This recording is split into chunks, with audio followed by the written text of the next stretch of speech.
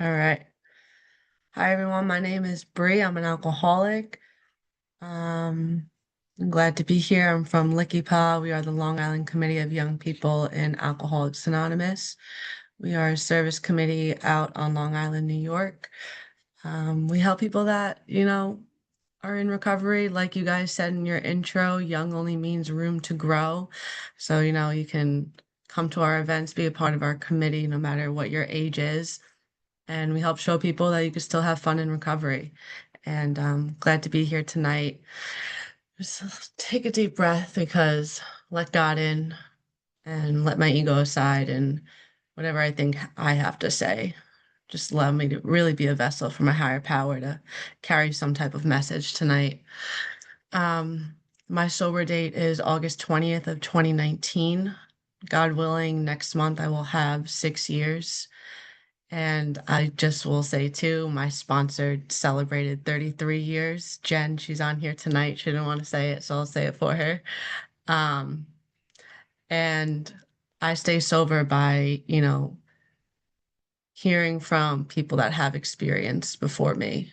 And, I'm not in control today, which is great because when I'm in control, life is chaos and the people around me get hurt and all of that. So, oh, great. I can't believe I'm being recorded. I totally forgot about that. This has been probably definitely the hardest month of my life. And I'm so grateful to be sober for it and to get through it sober. And, I've gotten through so many things in sobriety that, like, I have so many tools and solutions today that thinking of a drink or a drug is down the list on like the 100th page. Like I have so many other things, so many other tools to pick up today before I pick up a drink, and I'm so grateful for that. So bear with me. If I get emotional, I'm gonna be really pissed off, but I'm not gonna do that. Try not to. Um, like I said, my sober date, August 20th, 2019. I have a sponsor. She knows she's my sponsor because I talk to her at least 5 times a week and I keep her in the loop of what's going on. And she keeps me accountable and she always brings it back to the steps and my higher power and what work I'm doing in this program to give it away. And I have a home group, Young, Wild, and Free. And I also have commitments below the group level, LICYPAA, GSR. Sometimes I feel like my whole life is about balance now, trying to figure out balance in every aspect. But I was told in the beginning when I got sober, if I this program works 100% of the time if you work it. And I've been working it ever since I got here and God willing, 6 years, later. Like who would have thought? When I first came in here, I came in at 21 years old. I love drinking. I love drugs. So to think now that I gave up in a sense, something that I was so in love with and so attached to, all I can express is that it was a higher power. Like it was not me that got me to these rooms. It was definitely not me. All I can say is I had a little window of willingness to go to a meeting one night, and that's really where it started. Um, Track back a little bit of history. I do have two sober parents, which I absolutely despised when I was drinking. I started drinking around 13 years old. And, I had like this loud voice in my head ever since I can remember, I'm not good enough. I'm my biggest bully. And once I found alcohol, it was almost like I found something that quieted that. So this is a progressive disease, but for me, it started out with blackouts and it ended with blackouts. I genuinely do not know what it's like to have a normal drunk, to feel a little tipsy, right? For a normal person, they have a few drinks, they feel that buzz, and they're like, oh, I'm gonna sit in this buzz, right? This is where I want to be. But because I have alcoholism, a mind, body, spiritual malady, my mind doesn't work that way. My mind says, oh, you feel like that? Like, how many will two more do? Let's triple that. Let's see what that will lead to. And then eventually I wake up at the next morning in a blackout with bruises, not knowing where I am, with no phone, no wallet, in someone else's bed. That's where the drink, that's where it took me.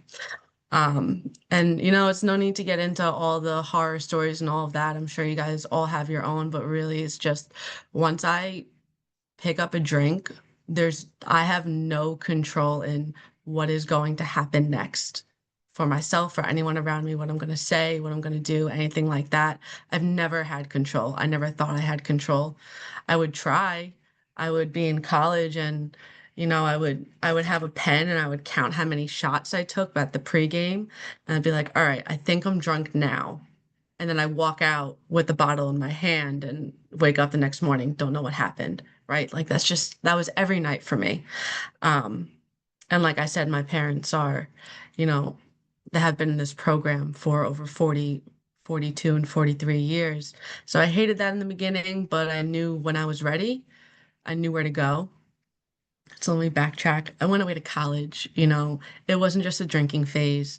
No one really drank like I drank. I blacked out every night. I did things I said I would never do. I constantly put like that line. I'm not going to cross that. Cross it. Put another line. Not going to cross that. Cross it. And like that's the insanity that the disease talks about, constantly. I'm not going to drink like that next time. And then drinking like that for another few years and nothing changing. Like that's the insanity of this disease. And I'm constantly talking about how scary that is, how this disease centers in my mind, right? I can put the drink down, but I can't put my mind away. I can't like just take a different, choose a different mind. So what I have to do, I have to do the steps to change the mind, right? Sorry, I'm kind of all over the place, but yeah, I'll kind of just get to, really the solution part. Like I said, I got here at 22, so I had a lot of hard, dangerous, scary consequences in a short, condensed amount of time. And I just had like, I woke up a few mornings and I was like, wow, I don't have any relationships. I don't have any connections. I don't have, any memory of the past 9 years of my life because I was drinking majority of it. I was maybe sober like 1 out of every 7 days or it's not drinking. And like I said, I had like this window of willingness to go to a meeting and I went to my mom's home group and I just remember like the storm of old ladies coming up to me and they're like, Brianna, like we've heard about you for years. We've heard all of your horror stories. We're so glad you're here. They're like, come take a seat in the meeting. And like at this point where alcohol has took me, I don't know how to talk or socialize without a substance in me. I don't know how to go out in public without a substance in me. And it's really the only thing that had me motivated to get through the day was knowing that I had a substance waiting for me after work, or going to the the liquor store after work, right? So no communication skills without a substance. And it was like I said, it was my best friend. It was all I knew. It was like what got me out of like that perceived shell of a human that I was. And it was like liquid courage. So without it, I just kind of didn't didn't know who I was. Like I said, I started drinking at 13. I feel like that's a time where a lot of people try to, find themselves and their identity and stuff like that. And for me, it was just, straight to drinking and drugging and escaping that. So I really never built an identity for myself that didn't have alcohol or drugs. And, I almost turned away that meeting and didn't come back. But something, like I said, something got me to stay. I don't know what it was. And I sat in the back for a good 3 months, the back of the room, and can I curse? I had a bitch face on. I was not approachable. Um, but I still came. I still went. And eventually someone told me to get a sponsor. So I saw a woman, she was laughing with other women and, not drinking and drugging. And I was like, you know what? I want to learn how to laugh without a substance. I want to learn how to like have a good time without a substance because I don't believe that. For me, fun only included alcohol or drugs. If that wasn't involved, then it wasn't fun.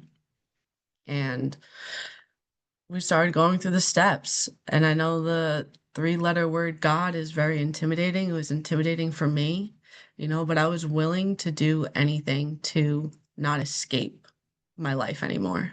Like I could no longer compensate for how shitty and dark and empty I was on the inside. Like I needed to try something else.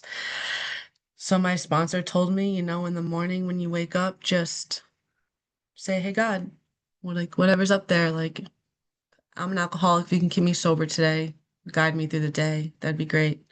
And then at night say, "Hey God, thanks for keeping me sober today." As simple as that. As simple as that. That's how I needed it. And eventually, I started to build this conception of a higher power.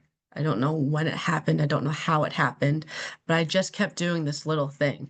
And eventually, like my prayers that I thought were, going to nowhere actually started to, not become coincidences anymore. Like I started to perceive them as signs from a higher power. I think that's really where my shift in believing that a power greater than myself could restore me to sanity.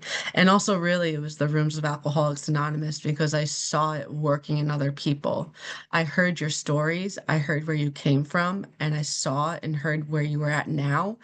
And I I couldn't believe it. So I had to believe that something worked in these rooms, right? And I continued to go through the steps. I continued to show up and go to meetings and do the uncomfortable, when they said, you know, use that meeting list and call people. Hated that. I did not know how to talk to people, especially over the phone. And I'm constantly stressed, like, what do I say? I don't know what to say, and this and that.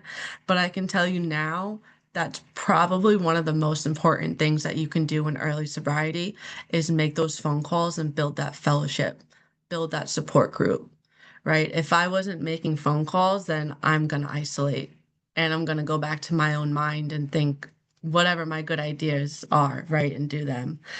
And I went through the rest of the steps and I thought I was going to be like this spiritual angelic being after going through the steps. Like I literally thought I was going to float. Don't know where that came from, but I almost got something even greater than that. Like the process of going through the steps, I started to change perspectives and my view on things began to change, right? When I started doing, my resentments and writing out my character defects and my amends list and stuff like that, I started to see it from a different perspective than what I did, and less of pointing the finger and the more of seeing my part and seeing others that did harm me as sick and suffering in their own way. Today I get to see people as sick and suffering. Not everyone suffers from alcoholism, but they suffer from all the other things that are out there. And I try not to take things personally today because when I take things personally, I get resentful, I get angry, and I'll lash out if I don't have a program. Um, okay, I just saw the timer. Cool. Um, and today I'll say like I haven't really done anything different than what I did in the beginning besides grow a support group, um, show up to new meetings, continue to do things that my sponsor asks of me. Um, and I show up when I don't want to. I think going through the steps, I have this sense of peace and serenity in my body, in my spirit, in my mind that you will not understand unless you go through the experience of going through those steps and doing the internal work. I say this all the time. This is a 12-step program. So if you're not doing the 12 steps, don't expect this to work. You can surround yourself with people that are in the program, but that's only going to work for so long. So I very, very much encourage you to do the steps with someone, go through with a sponsor that's been through the book before. And, I gone through a lot in sobriety and I've handled almost, I don't want to say everything because I'm not perfect, but I've handled everything for the most part with like dignity and grace to the best of my ability. And when you guys read the promises in the beginning, right, it says, not regret the past nor wish to shut the door on it. I don't feel shame for what I've done in the past, even in sobriety. I can't feel shame about it. It's only going to hurt me. But I can learn from my mistakes today, and I can share my experience with other people today. And one thing that helps me to get through the hard times is that idea that someone else may be going through this in the future and I can share with them how I got through that. And it's kind of crazy because I'm really selfish and didn't really care about helping other people. So the fact that like that's the thought is kind of crazy. But and I spoke about in the beginning of, not knowing what the definition of fun was without alcohol. I can tell you today I've had more fun in sobriety than I did ever with alcohol or drugs. For one, I was a blackout drinker, so I didn't remember much. And for two, like I have quality relationships today. I do what I actually want to do today. I'm not just a people pleaser. I have self-respect. I know how to set boundaries. Like I have worth today. And that's really a huge thing, I'm sure for men too, but especially for women, that a gift that I've gotten from going through the steps is, you know, feeling worthy and deserving of, the good and having good relationships. I deserve so much. I deserve so much. I put so much work into myself. So I get to choose who I surround myself today, and that's pretty awesome. I don't I when things get hard, AA is my neutrality. No matter how hard things get or how great things get, whenever I go to AA, it's like where I feel the most grounded and neutral. And that's exactly what I need. Like I need you guys. I need this so much. Whenever my life gets crazy busy, like right now, I would never have gone back to school if I got sober. I just started grad school a month ago, and it's been the craziest thing ever.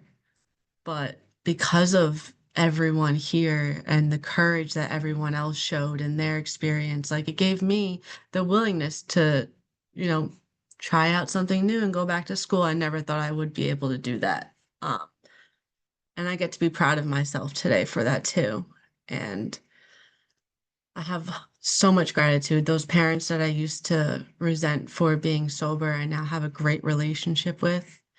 And the friends that I pushed away, in sobriety, I've, there's like a shedding process.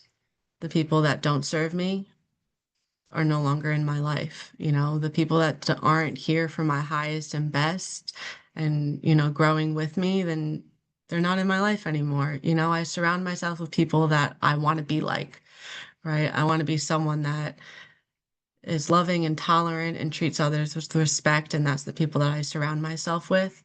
And on top of that, like we get to do crazy, awesome things in sobriety. Like we go to music festivals, we rent houses and go on ski trips. We go to different states and we go to young people conventions, and it's so much freaking fun. And another thing I'll say too is like when I said about the liquid courage in the beginning, like I never thought I could, you know, dance or be out in public or socialize without a drink or a drug. Like I genuinely thought I was the shyest person in the world. And now, like 6 years later, speaking at meetings, um, there's 100 people on this meeting. That's freaking crazy. I'm not gonna think about that. I can only see a few of you. But like it's crazy. Like I I like myself today. Would never say that before because I've like been able to get to know myself. I've done the steps, I did the work, and I continue to do the work today. And that's by sponsoring other people, by going to meetings, by doing service, by showing up. I know the meaning of showing up today, showing up for myself, showing up for recovery, showing up to you guys. So, like, when I make a commitment, I stick to it for the most part, unless, there's something really crazy. Um, and that I was feeling really shameful and embarrassed of coming on tonight because I was like, I don't want to cry, but I didn't cry. So it's kind of cool. But also, regardless if I cried or not, AA has never, ever made me feel unsafe or, you know, like you guys would never shame me for crying. Like this is what we're here for. We're here for like a common solution and to share our experience with others. And I hate to tell you, but crying, you're probably going to cry, going through the steps and going through life, you know. Just because we get sober, life still happens, but I get to go through it today. I heard this yesterday. My friend was celebrating, and I'll end it on this.